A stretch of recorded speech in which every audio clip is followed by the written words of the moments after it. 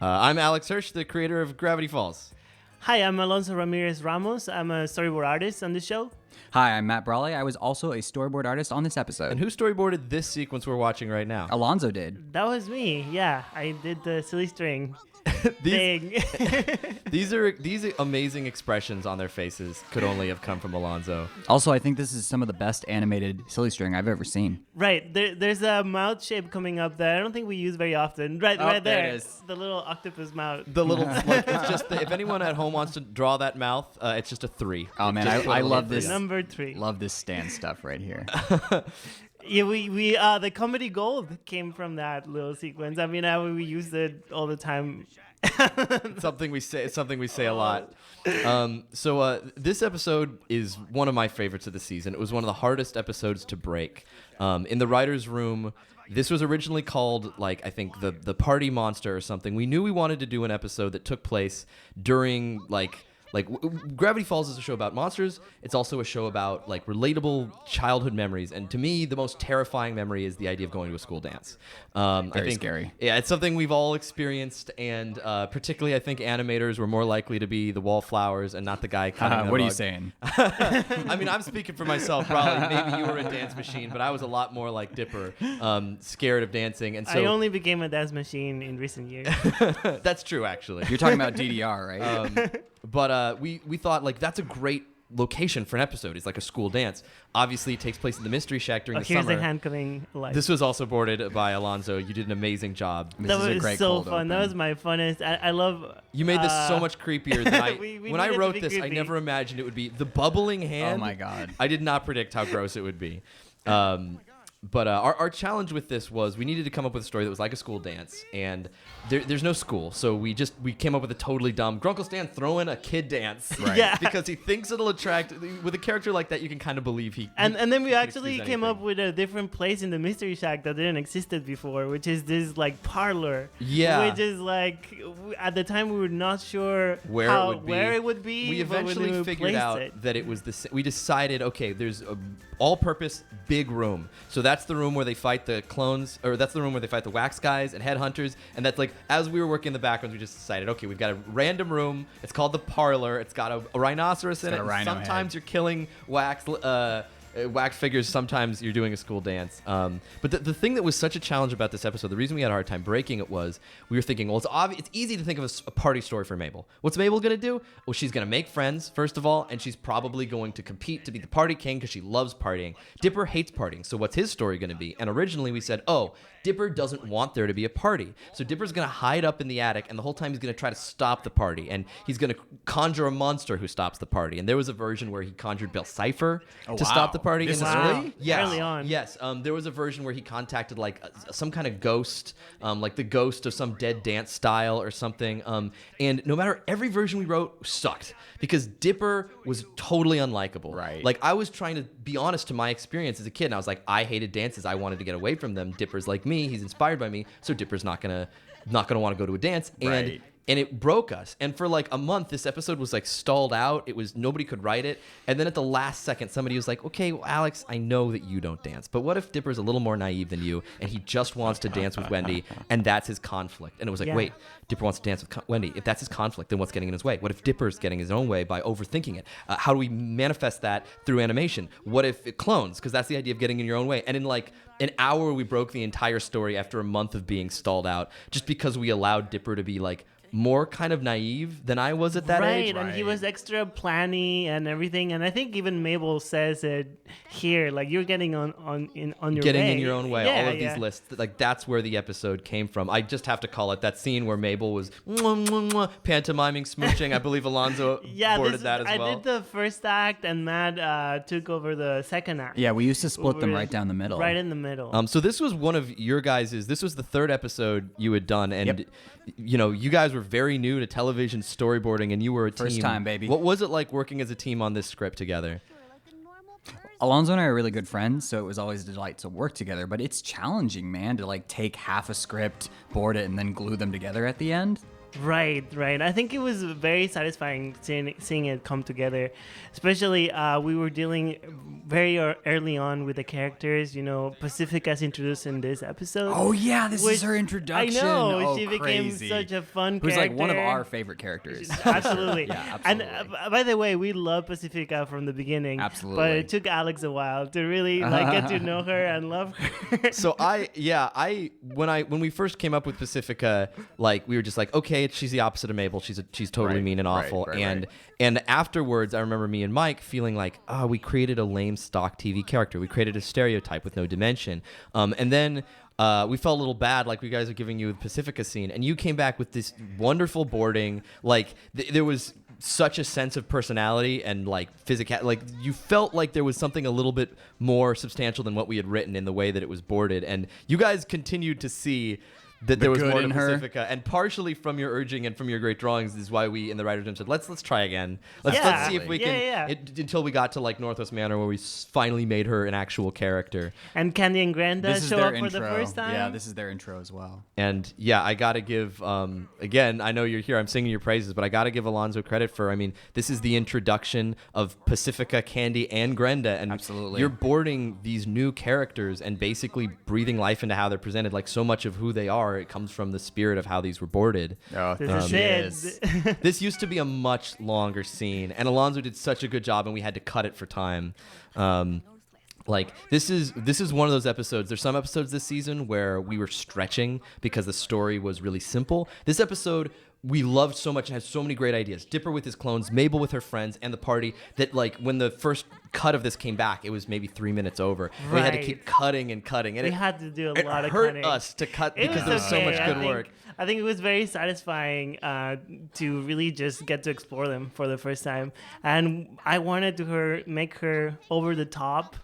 And really just shameless, and like on your face, I like she backs up into the shadows, like. Well, I think what you brought to Pacifica that we weren't imagining is that like we were just having her be what she needed to be for the plot, which is this conflict. But you added the idea that she loves being like this. Like she's clearly she's so shameless. She's having fun being the worst character in the world, and I think that really helps. Little note to people watching: there's a character dancing in the background who's got a sweater. He's got a sweatshirt. He's kind of got a pig nose, messy hair. That's a caricature of Michael Rianda. And he's the ultimate party person. Yeah. So we had to have him. That's true. He's not here right now, but pretty much any episode that has partying. Me and Michael's not here in this commentary, but he and I were watching the TV series Party Down, which for those of you adults watching, really funny, underrated classic television series about a bunch of party caterers who wear these black bow ties everywhere we go. That's why we wanted them to be wearing black bow ties, was a reference to Party Down, and we just realized that that what's so amazing about that show is every single episode is they're catering an event, and we realized social events make for great sitcom stories. And you could do a whole series where every episode's a party because there's so many social stakes in a party. All right, here it happens. This is the beginning of the cloning. And at what point in the episode, Alonso, you boarded this next sequence as well, is that right? Right, yeah. And this is when we introduced Tyrone. And This stuff's so good. This is well done. That was so fun. The name Tyrone, it was written by one of our writers, Zach Paez. That was his joke. Actually, it was either him or Tim McKeown. Maybe it was Tim. I don't want to. It's either one of them, and they did a great job. Right. I think also it was really fun once we started This boarding. expression. That's the best expression of the episode, and you did a great job on that. Matt and I talked about the episode and how we're going to distinguish the clones and coming up with the idea of the numbers on the hat. numbers? That's a great idea. That was a great visual idea. We really needed that since Dipper's hat is so iconic, having the pine tree there. We just had him with an empty hat and then putting the numbers.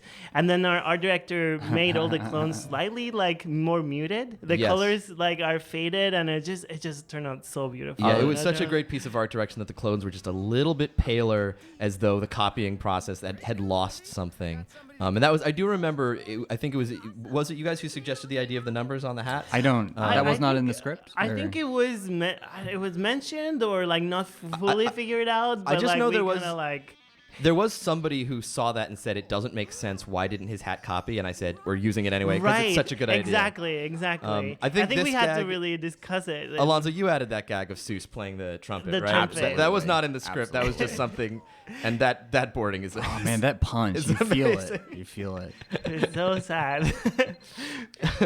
I think one of the reasons I love this episode so much, aside from the great work that everybody did, is that Dipper is a really straight men characters, as we've like characters who the term straight man in comedy, where there's the funny person and the straight man, like they're really hard to write because they're often not super funny. And Dipper was a character that we were still trying to figure out at this point. And by forcing Dipper to spend time with himself, it forced us to actually solve who he was. And this idea of this guy who's kind of sweetly naive and agreeable and also really obsessive and neurotic, like this is the episode where we really Wait! Here comes a breakout character.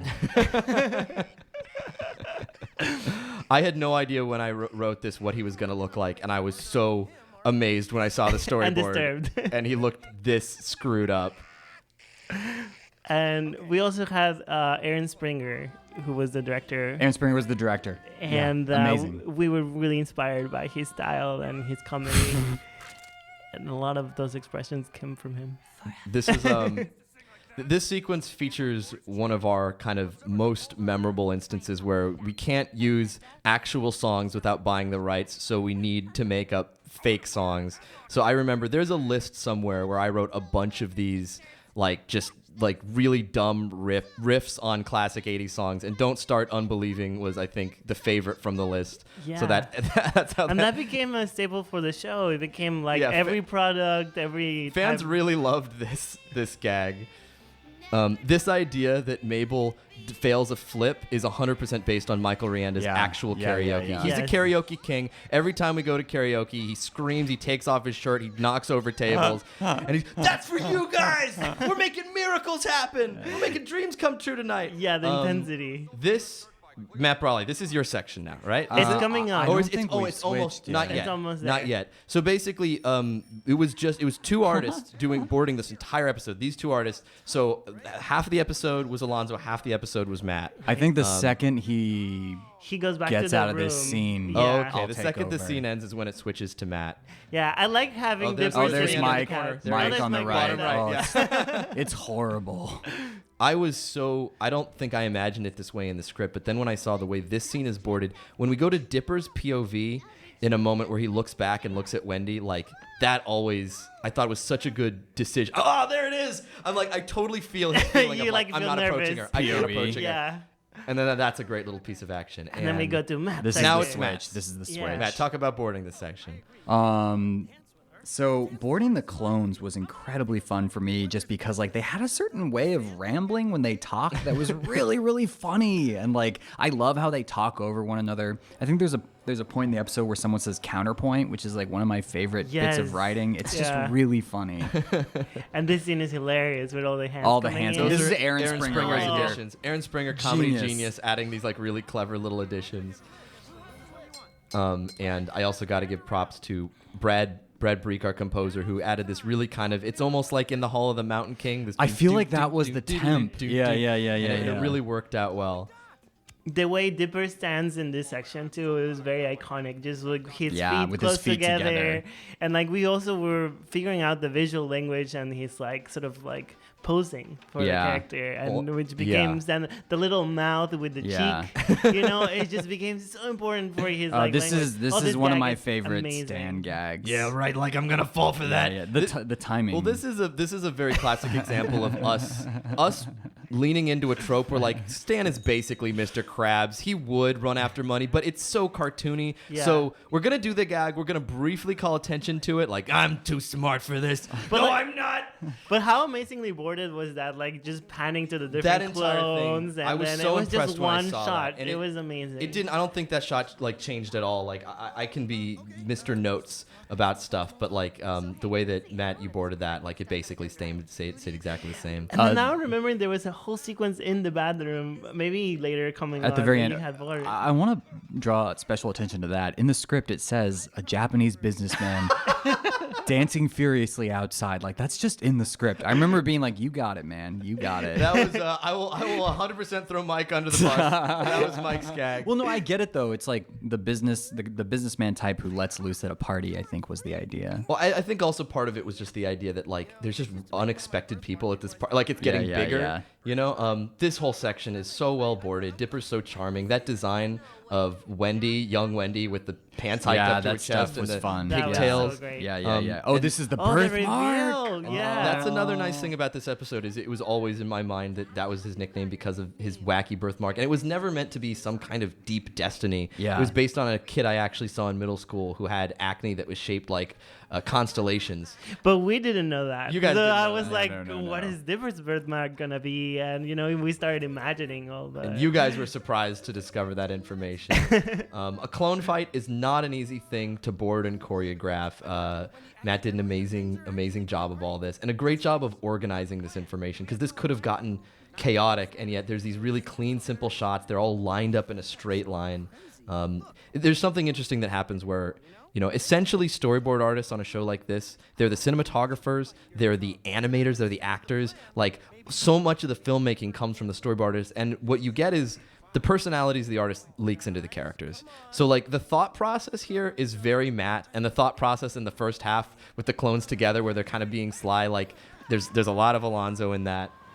There's in that photo right there. That was a caricature of our art director Ian. That picture on the wall. Oh, this gag is hilarious! It's so good. The cheese and crackers. Cheese and crackers, and it's so detailed. You put so much effort into. I love these things, man. This was a nice growing bit of. up. I think this was Rihanda's concept, and then I think Brawley boarded it perfectly. What I love about it is like Dipper is not being completely unkind to himself. Like he's still it's Got to treat the original well, man. The original well.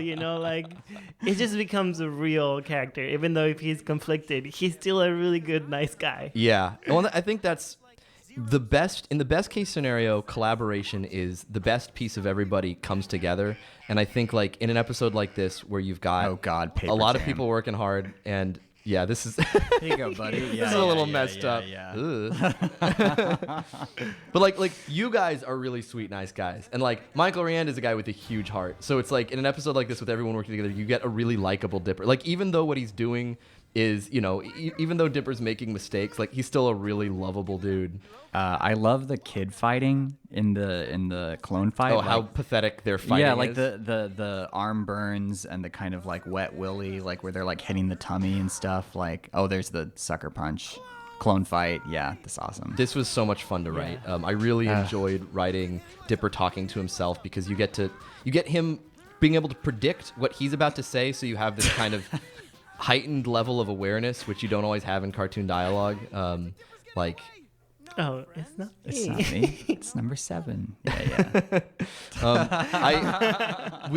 This clone fight used to be a lot longer. There used to be a section where Dipper and his second clone run into the bathroom and he's trying to put his head underwater like he's Right. trying to murder him. It was a little too dark. Yeah. I had to think of a way for him to kill all his clones without it being dark. Yeah. And it was driving me crazy, and it was a very late addition, this idea that, it's sort of an accident. I love He pops that. them with the party popper. Because sometimes the story calls for something that's out of character. Like this story calls for Dipper to murder 10 Dippers and still seem likable. In cold so blood, you have to make the fighting sweet and silly. You have to make him try not to hurt them. You have to make the fact that they got melted sort of an accident.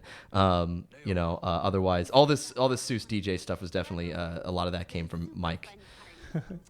I love Mabel's reaction after Pacifica's This is burn. Mabel's expression after. Yeah, Mabel's still smiling. That is, she's the sweetest smile. She's still trying. really Yeah. Trying to make and it then work. also like brought Mabel's personality, in contrast with Pacifica, she just stands out how sweet and amazing she is. Yeah, I really felt like I was really stressed out in the early days of the series, and I never stopped being stressed out. But there was a stress level here that was sort of unmatched because I was like, how are all these pieces going to come together? And this was one of the first episodes where I felt like the characters are alive. Yeah. Like, Dipper really feels alive. Mabel feels alive. Like everyone has a role to play. Like Stan and Seuss, like they don't wear out their welcome. They each have something to do here. Like Wendy is just cool. It all kind of came together.